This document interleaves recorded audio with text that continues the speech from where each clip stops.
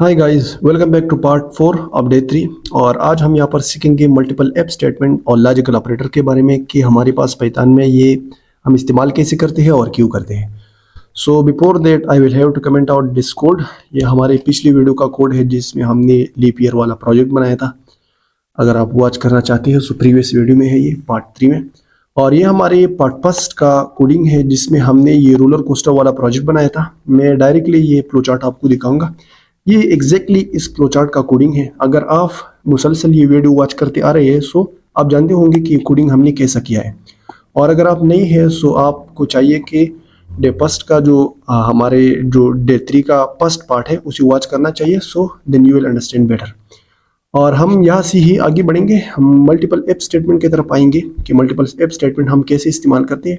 यहाँ तक हमने एक्चुअली ये सीखा है कि अगर हमारे पास सेम इंडेंटेशन लेवल पर एफ, एल एफ और एल्स ऐसे ऐसे मुख्तलिफ कंडीशंस होंगे, अगर इसमें ये कंडीशन सिर्फ ट्रू हो गया यानी ये एफ वाला, सो प्रोग्राम का एग्जीक्यूशन सिर्फ इस पार्ट में आएगा, यानी ये सिर्फ इस पार्ट को एग्जीक्यूट करेगा और बकाया जो कंडीशंस है चाहे वो एल एफ में हो या एल्स में हो उसे मुकम्मल तौर पर इग्नोर किया जाएगा। अब ट्विस्ट की बात यह है कि अगर ये कंडीशन ट्रू हो गया सो प्रोग्राम तो इसको एग्जीक्यूट करेगा, लेकिन इस एलएफ में जो कंडीशन है प्रोग्राम का एग्जीक्यूशन एक्चुअली इसको चेक भी नहीं करेगा, यानी इसको मुकम्मल तौर पर इग्नोर, इसके कंडीशन को भी चेक नहीं करेगा। इस तरह से हमारे पास पाइथन में एफ स्टेटमेंट की जो ज़रूरत है वो आ पड़ी कि अगर हम एक ही इंडेंटेशन लेवल पर मोर देन वन कंडीशन रखना चाहते हैं और हम ये चाहते हैं कि इन दोनों कंडीशंस को लाजमी चेक किया जाए और अगर ये दोनों ट्रू हो गए सो दोनों को एक्चुअली एग्जीक्यूट कर देना चाहिए। So for that reason we are actually using if statement, multiple if statement. अगर आप इस फ्लो चार्ट को देखें, मैंने ये थोड़ा एडवांस बनाया है।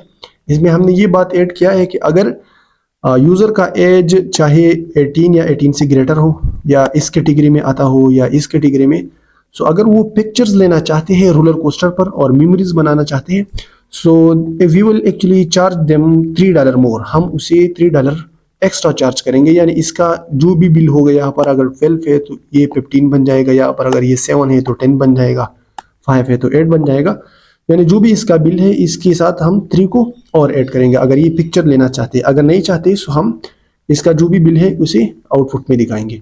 अब हम एक्चुअली करते क्या है कि हम यहाँ पर एक अनदर एफ स्टेटमेंट लेंगे और इसमें हम पिक्चर का जो चॉइस है हम वो पास करेंगे। यानी हमारे पास जो भी चॉइस यूज़र ने एंटर किया होगा हम उसे चेक करेंगे कि अगर वो इज इक्वल टू वाई के बराबर हुआ यानी येस के, सो हम इस वाले पार्ट में आएंगे। अब चॉइस तो हमारे पास डिफाइन है ही नहीं, मैं पहले इसे डिफाइन करता हूँ और डिफाइन में कुछ इस तरह से करूँगा कि मैं एक्चुअली लिखूँगा यहाँ पर चॉइस इज इक्वल टू और इनपुट फंक्शन में मैं यूज़र से उसका राय लूँगा कि वो पिक्चर लेना चाहता है या नहीं, कि अगर वो पिक्चर लेना चाहता है सो वाई एंटर करे, अगर नहीं लेना चाहता है सो इनको एंटर करे। अब यूज़र तो अपना चॉइस एंटर करेगा, फिर हम इस पार्ट में आएंगे, यहाँ पर हम चॉइस जो है उसे चेक करेंगे। अगर वो वाई का बराबर हुआ तो हम बिल का जो अमाउंट होगा वो एक्चुअली हम इंक्रीज करेंगे, किस चीज़ से, उस करंट बिल से, और उसके साथ हम ऐड करेंगे $3 ऑफ अमाउंट को।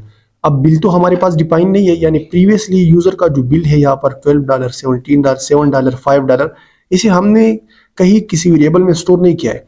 सो for this I will have to define a new variable that is called bill, और इस बिल में मैं यहाँ पर 12 स्टोर करूँगा, 12 अमाउंट।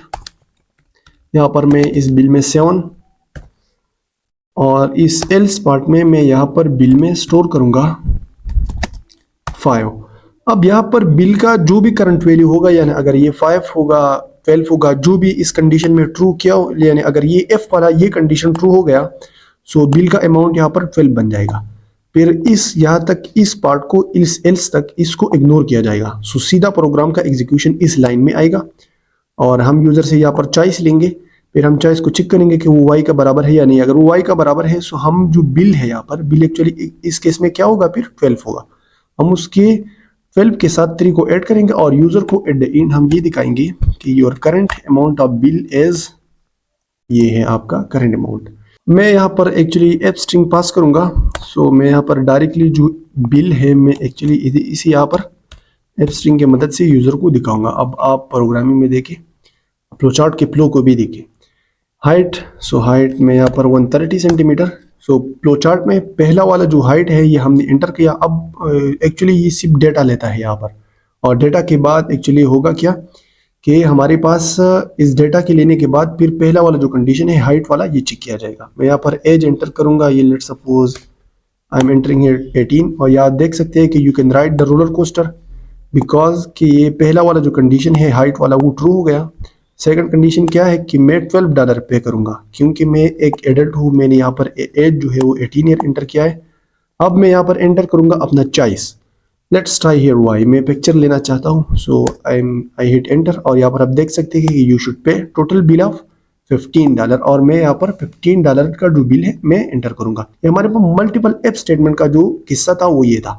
अब मैंने आपको जो कहा कि अगर हमारे पास एफ स्टेटमेंट में ये पार्ट जो है ये ट्रू हो गया, सो प्रोग्राम का एग्जीक्यूशन इस पार्ट को चेक नहीं किया जाएगा। अब यहाँ पर let's try here something else, मैं यहाँ पर एज ऐसा लेता हूँ कि अगर एज हमारे पास स्ट्रिक्टली ग्रेटर देन 18 है, यहाँ पर आप देख सकते हैं कि एज अगर हमारे पास greater than or equal to 18 है, सो इस पार्ट को एग्जीक्यूट किया जाएगा। अब अगर मैं यहाँ पर एज ग्रेटर देन 18 रखूंगा और मैं एज को 19 एंटर करूँ, सो आप तो जानते हैं कि 19 के लिए ये पार्ट जो है ये कंडीशन ये भी ट्रू है और ये कंडीशन भी ट्रू है, लेकिन आप प्रोग्राम की एग्जीक्यूशन को देखेंगे कि ये बिल का अमाउंट 12 लेंगे, यहाँ पर ये 7 नहीं लेगा क्योंकि अगर ये पार्ट ट्रू हो गया पहले प्रोग्राम अप से डाउन आता है उसका एग्जीक्यूशन, सो ये पहले फर्स्ट वाले एफ को चेक करेगा और ये कंडीशन जैसे ही ट्रू हो गया सो ये सिर्फ इस पार्ट को एग्जीक्यूट करेगा और बकाया जो एल्स और एलएफ वाला पार्ट है वो इसको इग्नोर किया जाएगा। फिर बाद में इस एप में प्रोग्राम का एग्जीक्यूशन इसलिए आता है क्योंकि ये मल्टीपल एफ स्टेटमेंट है, ये मल्टीपल कंडीशंस है।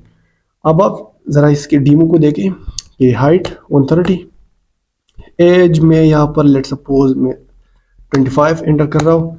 आप देख सकते हैं कि यू शुड हैव टू पे $12। इसका मतलब है कि प्रोग्राम का जो एग्जीक्यूशन है वो हमारा सिर्फ इस पार्ट में आया है क्योंकि एक्चुअली ये लाइन यहाँ पर प्रिंट हुआ है कि यू शुड हैव टू पे $12। अगर मैं यहाँ पर अब नो एंटर करूँ तो हमारे पास बिल जो है वो $12 ऐसा ही आ गया क्योंकि हमने पिक्चर लेना कबूल नहीं किया। अब हम यहाँ पर एक ऑपरेटर लगाएंगे, बिल के साथ डॉलर का ऑपरेटर हम लगाएंगे और मैं यहाँ पर एक इजाफी और एक चीज़ ऐड करना चाहता हूँ, वो ये कि मैं बिल का जो वेरिएबल है वो मैं इस ऐप से बाहर बनाता हूँ और इसमें मैं 0 पास करूँगा।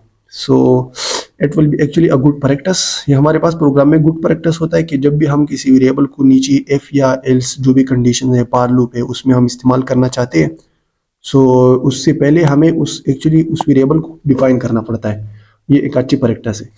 अच्छा, तो अब आते हैं हम लॉजिकल ऑपरेटर्स की तरफ और हमने एक्चुअली यहाँ पर एक ऑपरेटर जो था वो पहले से ही इस्तेमाल किया था कि अगर हमारे पास एज 12 से ग्रेटर है एंड एज हमारे पास लेस देन 18 है, सो वो ये वाला प्राइस एंटर करेगा यानी ये पे करेगा। ये हमने ऑलरेडी एंड के बारे में बात किया था कि इस एंड के ट्रू होने के लिए यानी इस पूरी कंडीशन के ट्रू होने के लिए इस एंड के बाएं और दाएं में जो भी कंडीशन रखी हुई है कि अगर एज लेस देन 18 है और एज यहाँ पर ग्रेटर देन 12 है, सो इन दोनों को ट्रू होना पड़ेगा। अगर ये दोनों ट्रू होंगे तो तब हमारे पास एलएफ वाला जो कंडीशन है यानी ये जो कोडिंग है इसमें प्रोग्राम का एग्जीक्यूशन आएगा, अदरवाइज नहीं आएगा।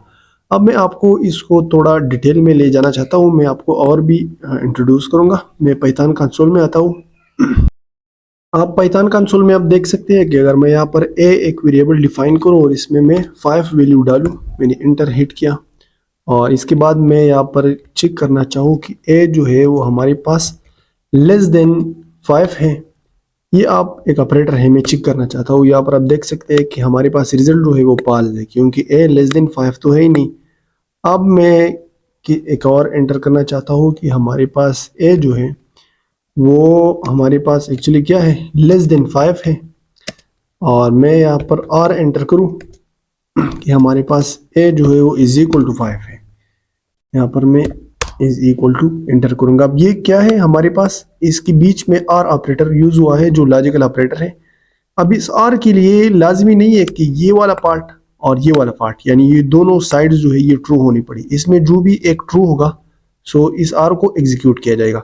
अब हमारे पास ये वाला पार्ट जो है ये तो पाल से आप जानते हैं कि ए लेस देन 5 नहीं है मगर ए इज इक्वल टू 5 है, सो इसका आंसर इस केस में ट्रू आएगा क्योंकि सिर्फ एक पार्ट जो है वो ट्रू है।